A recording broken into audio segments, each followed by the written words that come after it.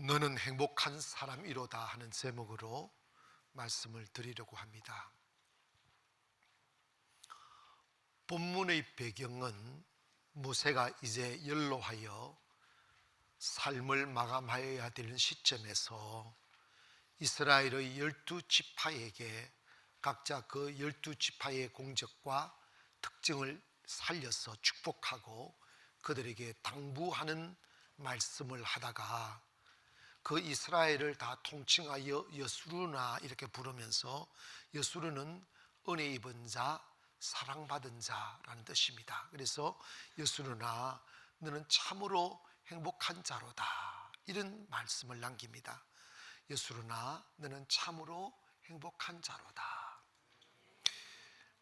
여러분 아멘을 하려면 하고 말려면 말고 내가요, 진짜 예수 믿는 사람 기죽으면 안 돼. 아멘. 아니 주일마다 주차장에 꽉꽉 차는데 오늘 보니까 너무 텅 빈 거야. 그래가지고 아이고 씨했다 진짜로.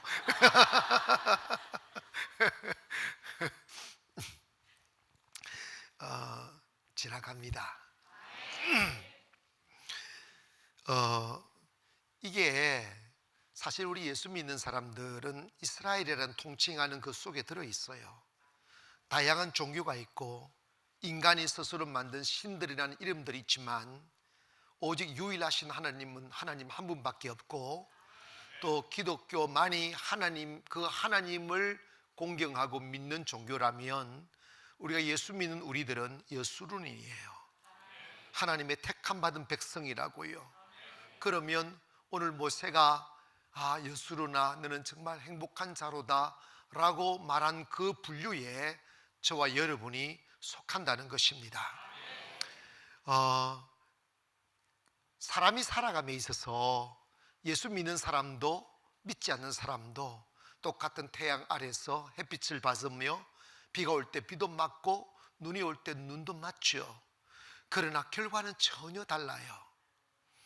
장석주라는 시인이 쓴 대추 한 알이라는 시가 있습니다.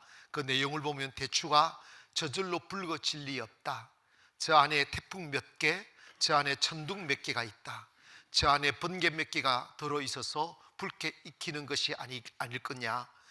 저에게 제 혼자 둥그러 진리는 없다. 저 안에 무스림 내린 서리가 있고 그리고 여러 밤이 있었다. 저 안에 땡볕 아래 몇 달, 저 안에 초승달 몇 날이 들어서 그것을 둥글게 만들었을 게다라고 말하면서 너는 세상과 통하였구나, 세상을 다 경험했구나 하는 결론을 내립니다.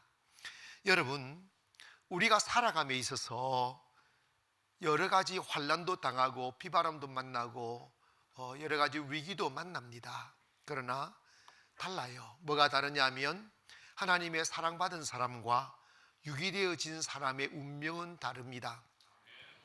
욥은 사람이 과히 견뎌낼 수 없는 고난을 한꺼번에 받았지만 하나님을 경외하고 하나님을 사랑하는 그 마음으로 그 고난을 이겼어요. 그 욥기를 읽어보면 욥의 아내는 그 슬픔과 아픔을 견디지 못하여 욥을 향하여 침을 뱉고 떠나가 버린 그 슬픈 여건도 보지만 욥은 그 상황에서 이렇게 이야기합니다. 내가 적신으로 왔으니 적신으로 가리라 하며 여호와 하나님을 찬미했다는 거예요. 우리 그리스도인들, 사람이 삶의 주체가 자기 중심, 내 만족, 내 배부름, 내 평안함이 목적이 되지 아니하고 내가 살아가야 될 이유가 나라와 민족 그리고 하나님의 영광을 위하여 산다고 생각하면 내 개인에게 다가온 작은 슬픔으로 인하여 무너지지 않는 것이요, 이 속에 하나님의 뜻이 있을 거라고, 이 고난이 지나면 하나님의 축복의 보상이 있을 거라고 하는 것을 믿게 되면 잠시 지나가는 눈보라 그리고 비바람이 그렇게 슬퍼지만은 않은 것입니다. 고난은 사람을 명품으로 만드는 기술입니다. 세계에서 가장 유명한 향수 중 하나가 그 프랑스의 샤넬이라고 그러잖아요. 오늘도 그 칠한 사람은 정신이 없는 사람이야.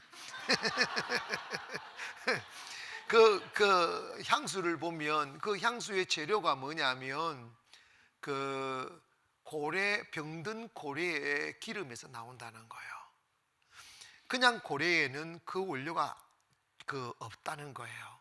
고래가 병이 들어서 그 고통 속에서 시달리고 아파하고 죽어가면서 그 신비한 물질이 생긴다는 거예요. 그래서 죽은 고래에서 나오는 기름 속에서 샤넬 향수를 만들 원료를 채취할 수 있다는 거예요. 여러분 되게 좋아하는 우황청심한 있잖아. 그 강심제. 그것도 소에서 원료가 나오는데 건강한 소에서는 없다는 거예요. 병든 소에서 이 우황이 나온다는 거예요.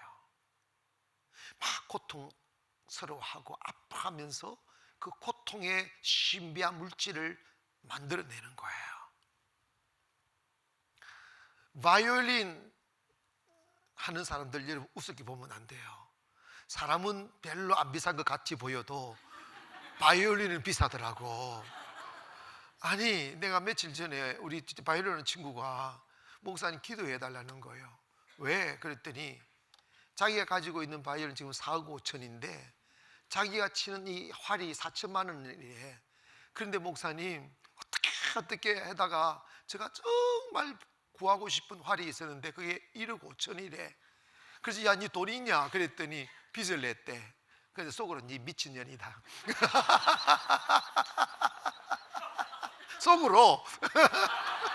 그래가지고 살 거라고 하고 이렇게 가져와가지고 목사님 들어보세요 하고 4천만 원짜리 활하고 1억 5천 원짜리 말 하고 해서 저 앞에서 이렇게 키는 거예요. 목사님 다르죠? 별로 안 달라. 그래서 내가 다르다고 이야기해 줬어요. 좀 다르네. 그래서 왜냐면 안 들으라고 나를 갖다가 촌띠 취급할까봐. 그래서 야 이게 뭐냐, 이 소털 그게 비싼 거냐? 그런데 아니고 그 나무가 그렇게 비싼 거래. 그리고 누가 만든 명장이 또 있대. 그런데 그 바이올린을 만들 때 가장 좋은 바이올린은 그 공명이 잘 돼야 되는데 로키 산막에서 그 높은 산 꼭대기에서 몰아치는 세찬 비바람을 맞고 견뎌낸 그 나무를 베어서 바이올린을 만들면 공명이 그렇게 잘 된다고 한다는 거예요. 여러분 사람도 똑같습니다. 사람이 아름다운 것은 좋은 환경에서 배부르게 편안하게 살아서는 절대로 아름다워지지 못합니다. 보통 사람들은 견뎌내지 못할 고통과 비바람을 소망 가운데 인내하고 참아내고 견뎌내면 사람은 명품이 되는 거예요. 그래서 시편 119편 71절에 보면 고난당한 것이 내게 유익이라 이로 인하여 내가 주의 율례를 배우게 되었나이다. 바울은 로마서 8장 18절에 생각건대 현재의 고난은 장차 우리에게 나타날 영광과 좋게 비교할 수 없다고 했습니다. 여러분 사람은 쉬운 삶을 좋아하죠. 편안한 삶을 동경합니다. 그러나 꾸미는 사람은 스스로 그 평안함을 버려요. 스스로 안정된 울타리를 버리고 그 센 파도가 몰아치는 바다 위에 자신의 몸을 던지는 사람이에요. 왜? 내게 미래가 있으니까. 코로나 바이러스가 이렇게 중국을 통해서 한국에 들어와 확진자들이 많이 늘어나지만 사실 우리가 조심해야 될 부분은 조심하는데 조금 전 2부 예배 그 내과 하는 의사 선생님이 마스크 쓰고 저한테 와가지고 깔깔깔 웃으면서 목사님 이해하세요 이러는 거예요. 나는 마스크 안 썼는데 쓰세요. 괜찮아요. 목사님 걱정 안 해도 돼요. 왜 뭔데?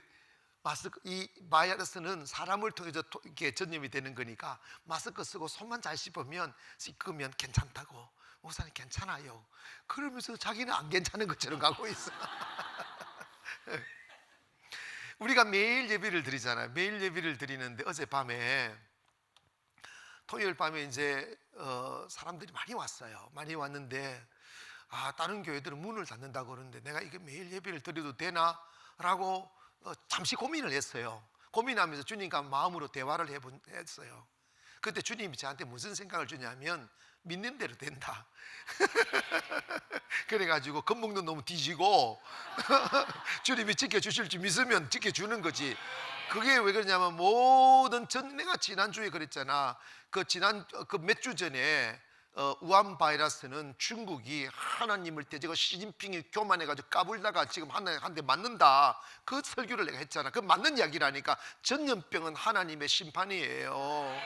중국이 봐봐요. 자기들 제도는 사회주의 하면서 돈은 자유경제체제에다 자유민주 국가에다가 팔아먹어가지고 돈 좀 벌었다고 까불랑거리고 막 교회 핍박하고 독재하고 막 목사들 선교사들 몰아내고 이러니까 이러면 하나님께 심판 안 받겠어? 나라가 뭔데? 백성이 뭔데? 하나님이 지었잖아.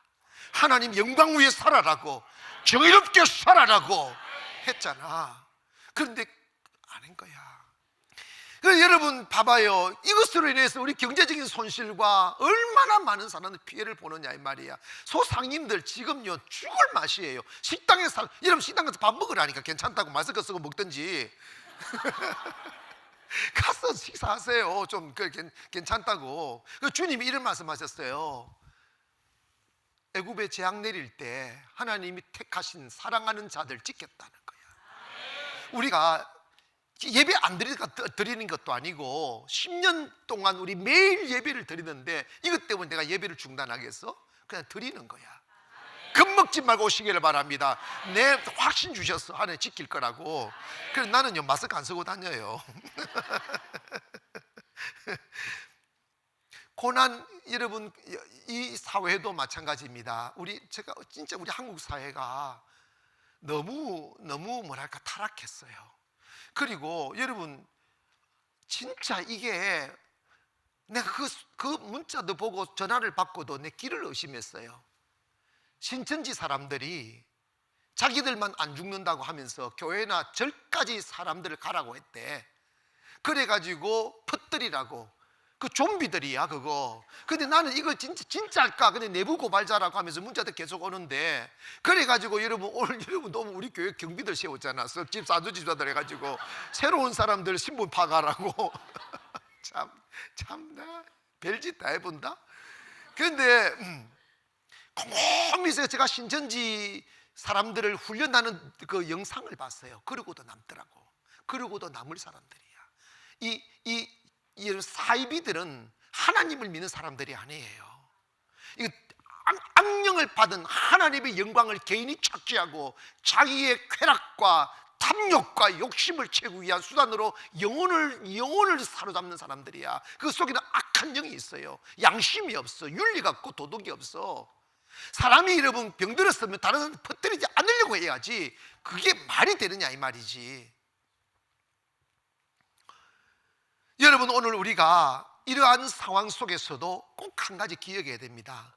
너는 행복한 자로다. 왜 그런 말씀을 하셨을까 하는 것이죠. 첫째로 하나님의 구원의 은혜가 있기 때문입니다.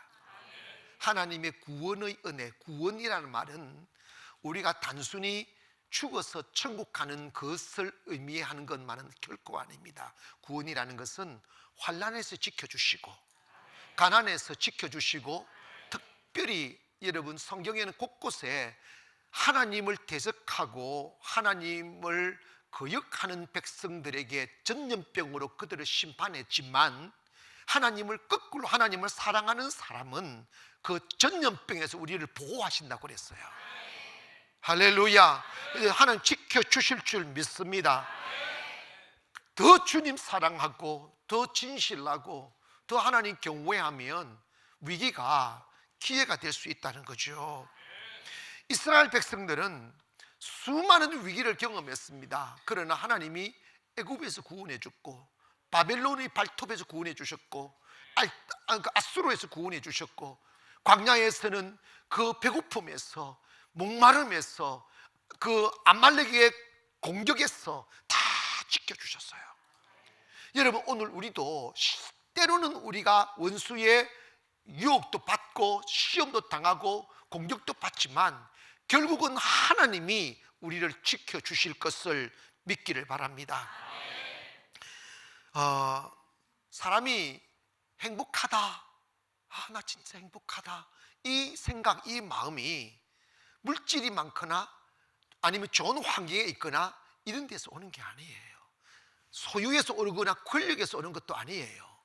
행복은 주님이 내 안에 계실 때 오는 거예요. 나폴레옹이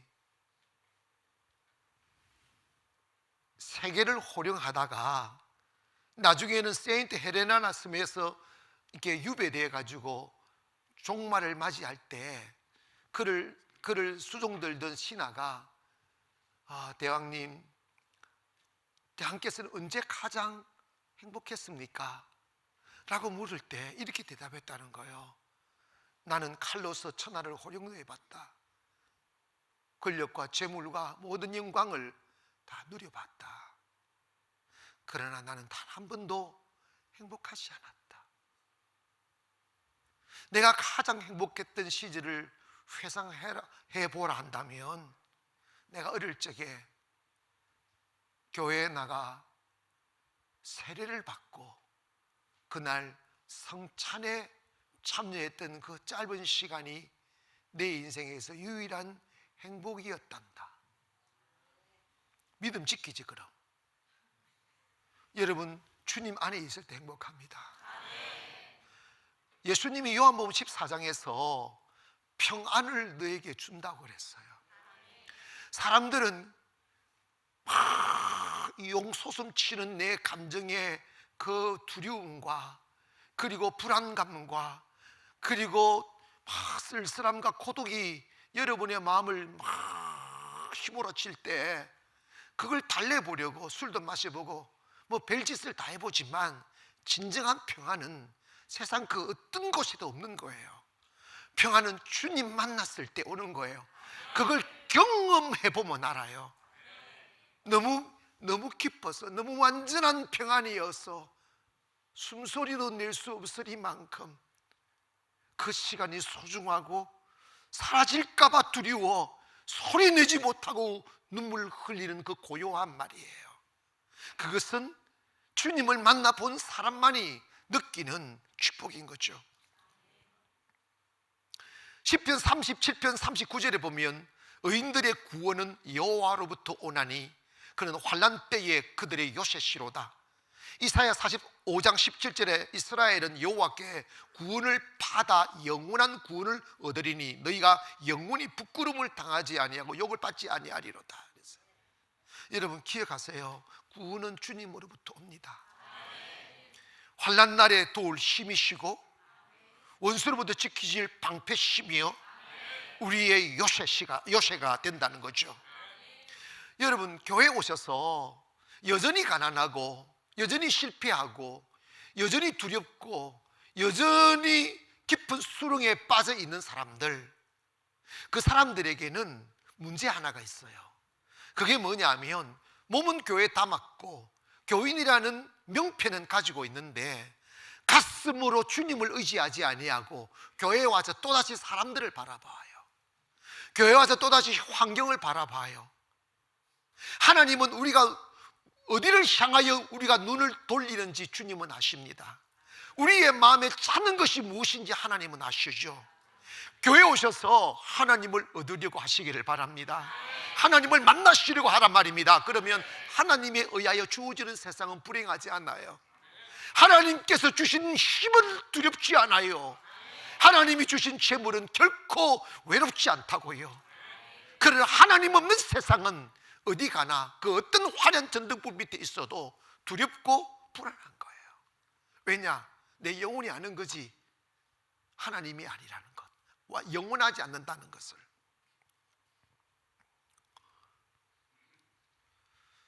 하나님은 우리를 사랑하십니다. 우리 지켜주셔요.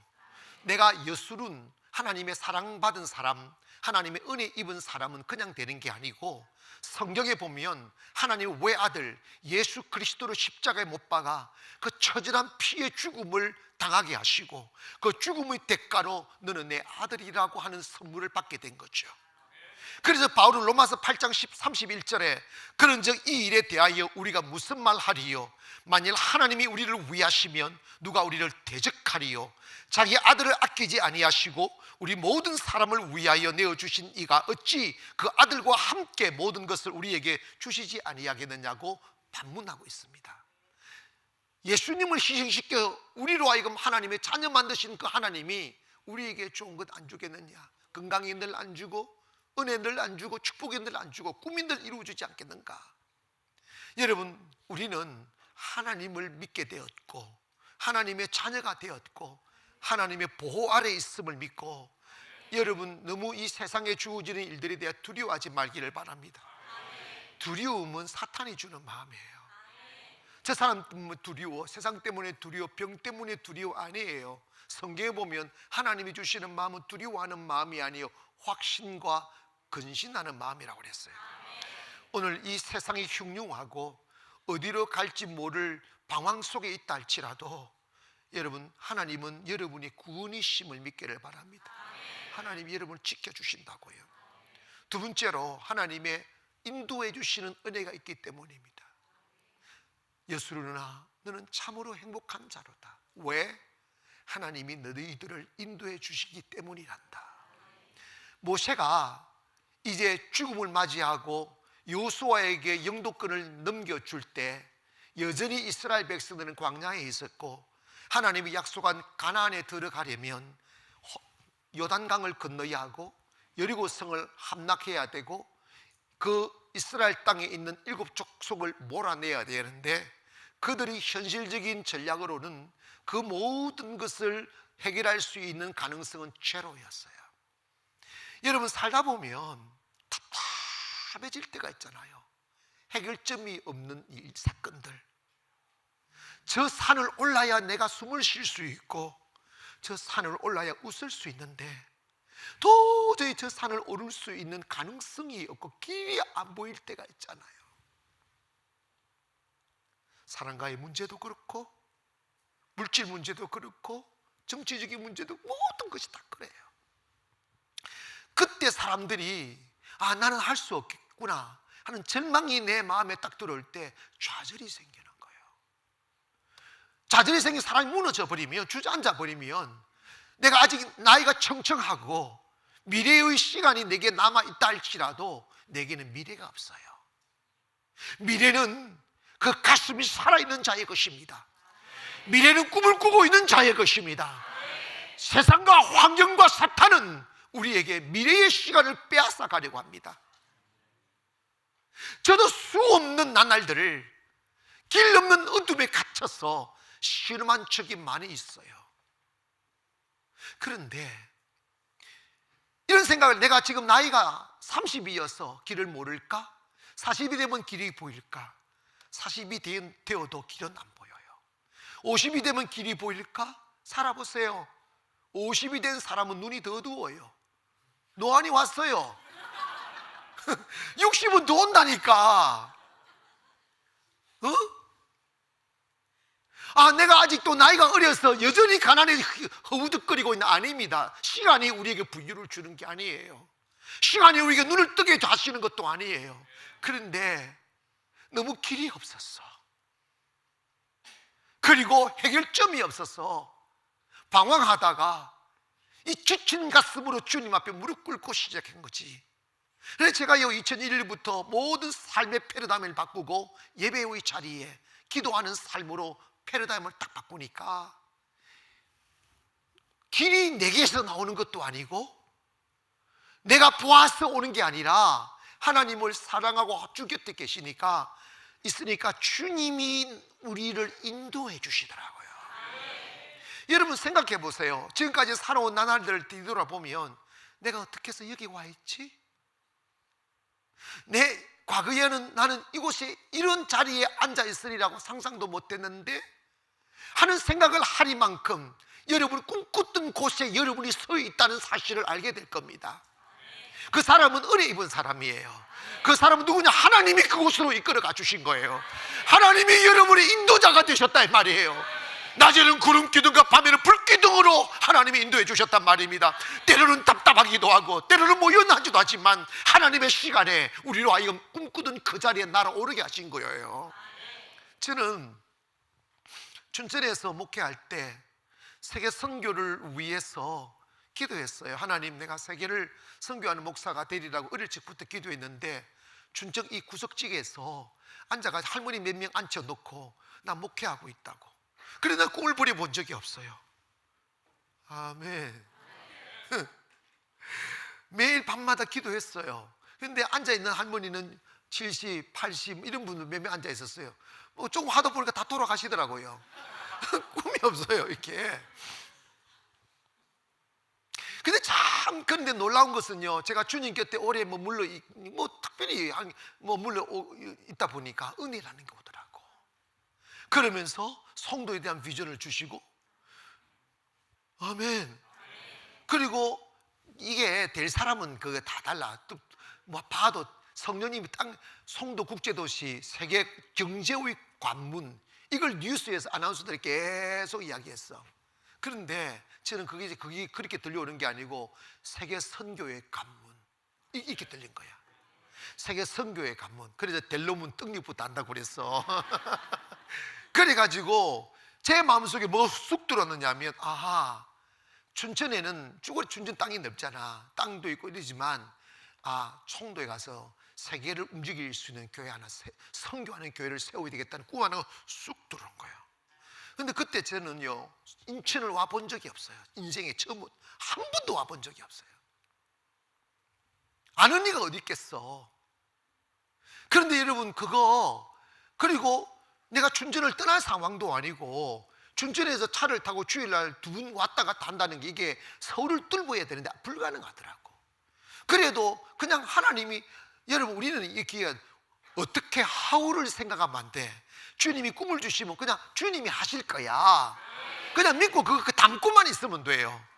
아멘. 하나님 꿈을 이루시는 분은 하나님이시니까. 그리고 나한테 의정부직을 통할 도롱뇽 스님이 막 대모해가지고 노무현 대통령이 공사하다가 중단했잖아. 근데 그거 딱 뚫고 난 뒤에 주님이 인천 오게 만들었어. 그러니까 3천만 원 들고 이 상가에 조그마한 2천만 원에 450 월세로 시작한 교회가 지금 10년 만에 최고의 교회가 된 거야. 아멘 합시다. 내가 처음 올 때 지어진 교회 보니 성같이 느껴지더라. 근데 그 지어진 교회 목사님 나만 부러워해. 옷밤 나만 받고 있어 지금. 그리고 우리가 저거 680구에 지금 새 성전에 보면 세계적인 이제 교회가 되고, 하나님께서 세부나 모든 곳에 하나님 뜻을 이루어 가잖아요. 꿈만 꾸고 있으면 그 파란만장한 시간들을 주님 바라보고 있으면 길이 어디 있어? 길이 어디냐고. 기다리면 주님이 인도해 주셔요. 주님 인도, 그걸 믿기를 바랍니다. 웃기는 이야기를 하나 할까요? 우리가 세부에 고아원과 학교 막 이거지 막 세워놨잖아요. 갈 때마다 그 오품들 고아원에 쓸 물건, 그 아이들 줄 것들 막 산더미로 싸가잖아. 근데 세부 공항이 새로 짓고 난 뒤에 얼마나 까다롭고 관광객들은 막 핸드백까지 다 뒤지는 거야. 돈 띠먹으려고 그런지 몰라도 어쨌든 신경질 나는 거지. 근데 한두 번 가는 것도 아니고, 우리 성도들 막 이번에도 50명을 데리고 갔다. 50명 가고 막 지금 이런 보따리 막 하니까 헷가닥 하는 거예요. 근데 거기 가기 전에 내가 분위기를 아니까 세부에 있는 그 필리핀 사람 보고 공항에 그 세관장 제일 높은 사람 전화번호를 좀 알아내라고. 그래서 내가 전화하고 이렇게 그런데 그걸 못 알아내는 거야. 우리 국제학교에 다니는 아이들이 경찰들이 있어요. 그 경찰을 통해서 이렇게 해도 못 알아내는 거야. 아닌가 다를까 바이러스 때문에 사람들이 적으니까 우리만 쭉 노니까 눈이 뒤집히는 거, 막 가방 쫙 이렇게 하니까 뒤지기 시작하는 거야. 그런데 이게요, 몇 개 뒤지는 거 이해하는데 전부 다 뒤지는 거야. 그래서 내가 이거 다 내가 설명을 해서 이거 장사하려고 가진 게 아니다. 이거 다 아이들한테 선물 주려고 가져온 거 고품이다. 말이 안 통하냐. 그날따라 또라이가 하나 서 있더라고.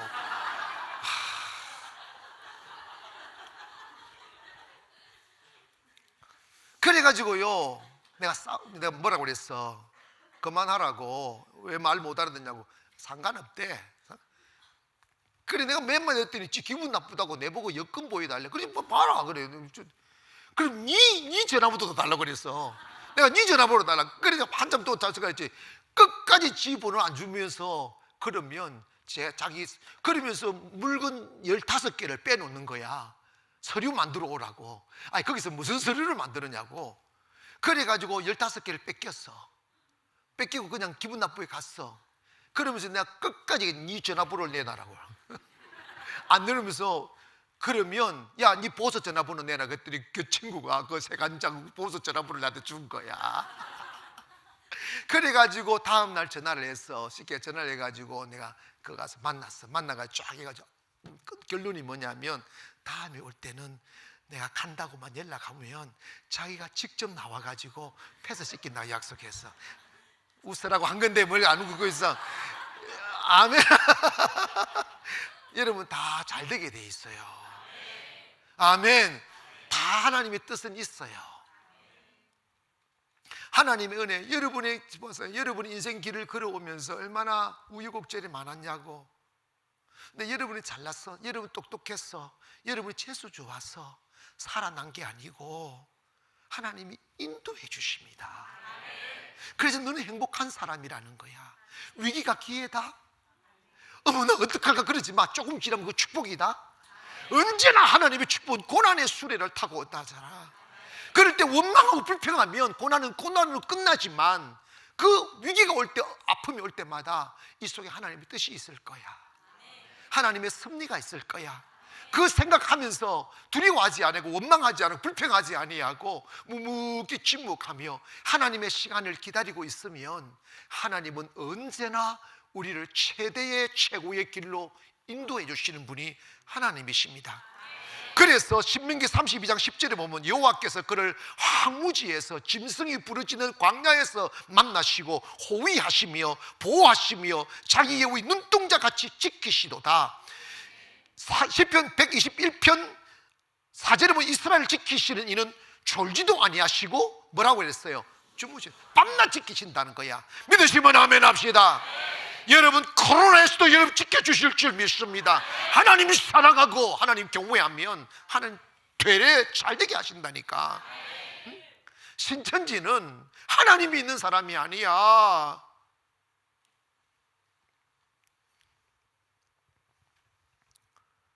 하나님을 경외하세요.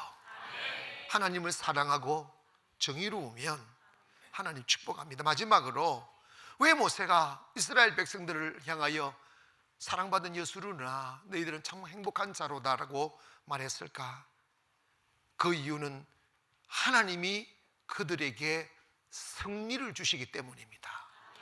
따라합시다. 하나님은 언제나 승리를 주시는 분이십니다. 아멘. 신명기 33장 29절에 보면 노란 그 부부 보면 그는 너를 돕는 방패시요 그 영광의 칼이시로다. 내 대적이 내게 복종하리. 너의 대적이 너에게 뭐 한다는 거예요? 복종하리니 내가 그들이 높은 곳을 밟으리라. 자, 이걸 잘 기억하세요. 이 말씀을 쑥 받으세요. 이 뭐냐면 하나님이 우리의 방패이기에 원수가 불화살을 쏴도 방패가 탁탁탁 막아주는 거야. 환난 중에도 또 힘이 되시는 거지. 그리고 영광의 칼로서 제거해 주시는 것이고, 그 다음에 완전한 승리, 확실한 승리를 하여 대적이 우리를 깔보고 무시하고 짓밟았던 대적들이 이제 우리 앞에 복종한단다. 그리고 그들이 깃발을 높이 들고 내가 왕이라고 말하고 외치는 그 높은 자리에 우리로 서게 할 거라는다. 믿어지면 아멘 합시다. 이것을 믿기를 바랍니다. 왜? 하나님을 경외하는 자는 하나님이 승리하게 해주신다는 거야. 하나님의 사람들이 비실거리는 것은 하나님의 뜻이 아닙니다. 맨날 사회에 어둠치기만한 치빗기 가지고 맨날 주여 주여 하면서 그런 뜻이 아니라니까. 하나님은 진실로 사랑해 보시라 이 말이야. 하나님 진실로 경외해 보시란 말이에요. 하나님이 높은 곳에 앉게 하신다 이 말이지. 대적 큰 원수가 너희 앞에 굴복구실거리기가 주인님이라고 할 거란다. 다윗도 그런 고백했지 않습니까? 여호와를 나의 목자 삼, 여호와가 나의 목자시니 내게 I shall not want, 내 더 이상 필요가 없다, 모든 가졌단 말입니다. 그리고 내 원수의 목전에서 내게 상을 차려주시고, 아멘. 기름으로 내 머리에 바르셨으니 내 잔이 넘친다. 축복이 넘치고 은혜가 넘치고 영광이 넘친다는 거예요. 여러분, 오늘 교회 다닌다고 그 복을 받는 것이 아니라 여러분의 가슴에 하나님을 주인으로 모시세요. 여러분이 가서 하나님을 나의 사랑으로 모시라 이 말입니다. 당신은 내가 살아가야 될 이유라고, 당신은 나의 꿈이라고, 주님이 나를 왜 지으셨는지. 우리 하나님의 은혜에 찬송 한번 할까? 오늘 사람도 적게 나왔는데 여러분 크게 노래를 합시다.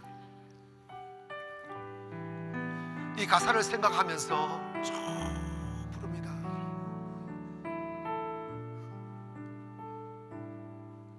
나를 지으신 이가 하나님, 나를 부르신 이가, 나를 부르신 이가 하나님, 나를 보내신 이도 하나님, 나의 나 된 것은 다 하나님 은혜라.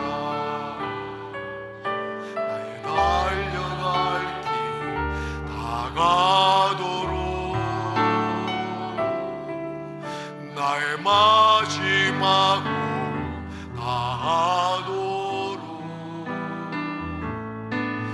나로 그 십자가 품게 하시니, 나의 나 된 것은 다 하나님 은혜라. 한량없는 은혜, 한량없는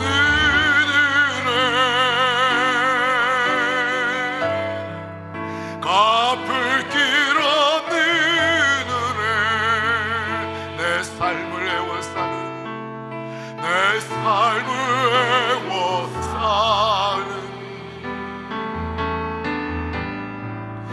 하나님의 은혜.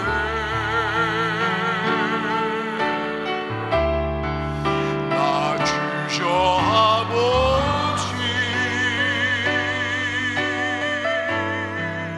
그 땅을 밟음도 나를 붙드시는 하나님의 은혜, 하나님의, 우리 가슴을 여시고 한량없는 은혜, 여러분의 삶을 회상하며 고백합니다. 한량없는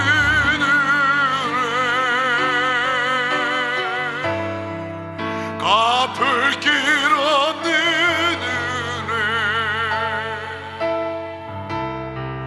내 삶을 애워싸는 하나님의 은혜, 하나님의 은혜.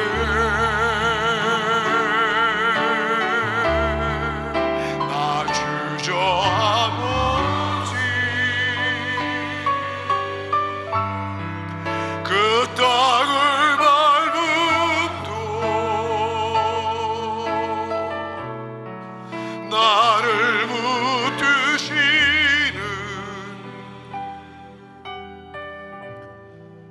하나님의 은혜.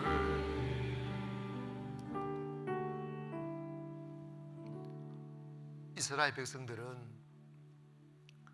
그들의 교만과 불신과 인본주의를 그들의 살과 세포와 그 뼛속에서 뽑아내시기 위해서 애굽을 붙이고 바벨론을 붙이고 수많은 이방 나라들을 붙여서 그들을 괴롭히게 하셨어요. 누가 그러시느냐 하면 하나님이 그러신 거예요. 생각이 짧은 사람들은 자신의 부족 때문에 당하는 고난을 향하여 하나님이 살아계신다면 왜 나를 이렇게 슬프게 만들까? 라고 반항하지만 하나님은 그 고난을 통하여 우리를 아름답게 빚어가는 거예요. 교만을 빼내고 자만을 빼낸 거예요. 내가 지난주 그 이야기 했어요. 사람이 잘 돼도 선은 넘지 말라고. 시진핑 선 넘었어요. 교만해요. 하나님 부인합니다. 이 정부 교만해요. 여러분, 아무리 자기의 탐욕이 많고 권력욕이 많아도 선을 넘으면 안 돼요. 성도들도 마찬가지입니다. 조금 잘 됐다고 까불면 한 방에 가요. 그래서 하나님이 힘없는 자를 힘있게 만들어서 하나님의 사람들을 괴롭게 만들어요. 괴롭히는 거예요. 겸손하라고. 너의 가슴에 교만을 담지 말고 하나님을 담아라고. I'm a creator. 나는 창조주고 you are a creature. 너는 피조물이다. 창조자는 창조자에 서 있어야 되고 피조물은 피조물에 서 있어야 된다는 거예요.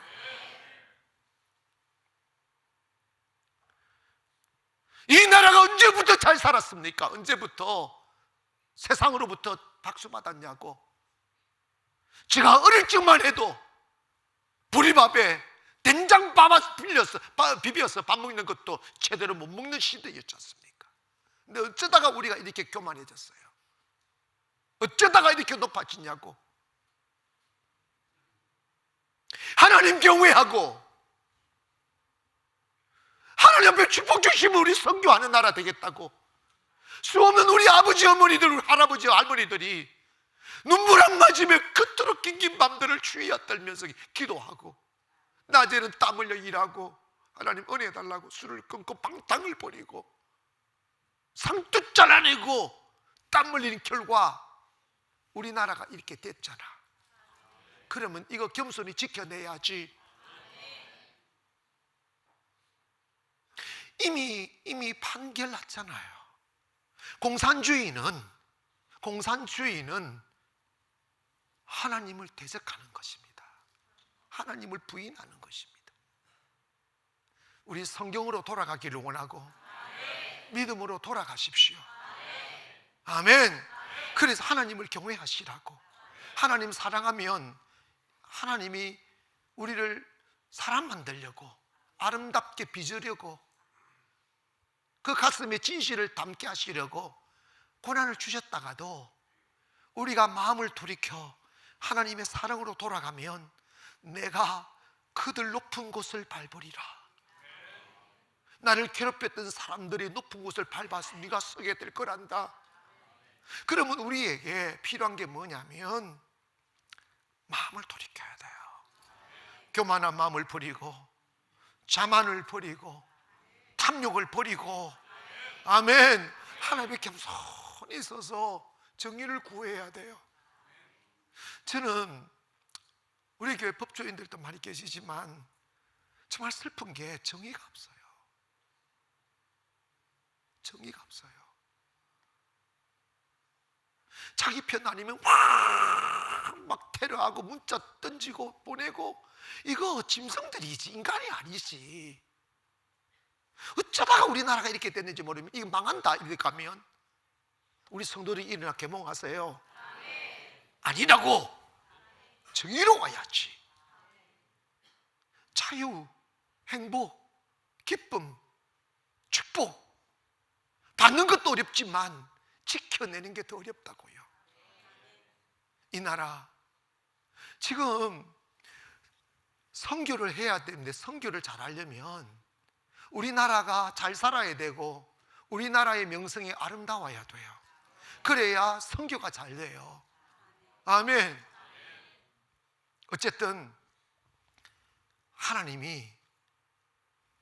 하나님의 백성들을 향하여 이스라엘아, 예수루나 너는 행복한 자로다. 왜? 내가 너에게 승리를 줄 거니까. 내가 너에게 승리를 줄 거니까. 저는 어젯밤에 기도했어요. 하나님, 어떤 위험 속에도 나 예배 중단 안 할 거라고. 매일 예배 드릴 거라고. 겁먹는 사람 겁먹으세요. 하나님 지켜주십니다.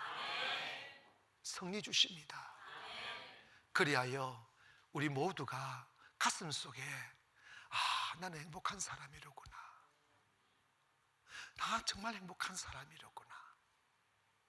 하나님이 나를 지켜주시고 구원해 주시고 하나님이 나의 인기를 인도해 주시고 여기까지 이르게 하신 것은 하나님의 은혜입니다. 아멘. 그리고 하나님, 결국 나의 내일이 원수의 높은 곳을 짓밟아 나로 하여금 그곳에 서게 할 거라고 하나님이 말씀하셨잖아요. 오늘 그 말씀 믿기를 바랍니다. 때문에 우리는 행복한 사람이에요. 고백합시다. 나는 행복한 사람입니다. 기도하겠습니다. 거룩하신 아버지 하나님,